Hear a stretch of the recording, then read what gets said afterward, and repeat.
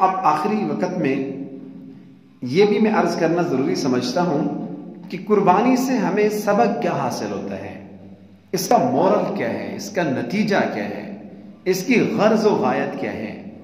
تو میرے بھائیوں، قربانی کا پہلا سبق یہ ہے کہ حکم الہی پر مال اور اولاد سب کچھ قربان کر دینے کا جذبہ ہمارے اندر پیدا ہو جائے۔ مال، اولاد اور سب کچھ اللہ کے حکم پر قربان کر دینے کا جذبہ پیدا ہو جائے، یہ قربانی سے حاصل ہونے والا اہم اور بنیادی سبق ہے۔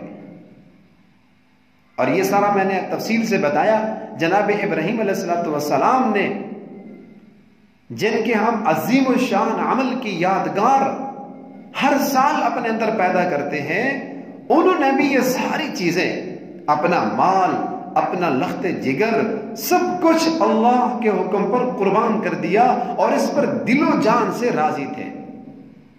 اور ہم نے بھی آج بیٹھ کر یہ عزم کرنا ہے، اس ارادے سے اٹھنا ہے یہاں سے کہ اگر آج بھی یہ حکم نازل ہو جائے، آج صبح بھی ہماری شریعت میں یہ حکم آ جائے، تو ہم بھی انشاءاللہ اپنی اولاد، اپنا مال، اپنی جان قربان کرنے میں ذرا بھی کوتاہی نہیں کریں گے انشاءاللہ۔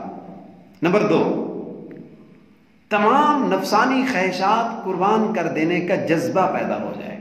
مال، جان، اولاد، اس کے ساتھ ساتھ اہم چیز نفسانی خواہشات، اپنی تمام نفسانی خواہشات کو اللہ کے حکم پر قربان کر دیں۔ جانور کے گلے پر چھری پھیرتے وقت یہ تصور کر لے کہ جیسے میں نے اللہ کے حکم سے اس جانور کا گلا کاٹا ہے، تو اسی طرح میں اپنی تمام خواہشات کا بھی گلا دبا رہا ہوں۔ اللہ کے کسی حکم کے سامنے اپنی خواہشات کو ترجیح ہرگز نہیں دوں گا۔ تیسرا، اللہ کے حکم کے مقابلے میں کبھی بھی اپنے رشتہ داروں کو، بیوی بچوں کو، ماں باپ، خاندان، قوم، قبیلہ، وطن، علاقہ، کسی بھی چیز کو اللہ کے حکم کے مقابلے میں ترجیح نہیں دیں گے۔ یہ جذبہ ہمارے اندر پیدا ہو جائے۔ جناب ابراہیم علیہ السلام نے صرف ایک جانور کی قربانی نہیں کی، بلکہ ان کی زندگی کا ایک ایک لمحہ اللہ کی اطاعت اور فرما برداری میں گزرا ہے۔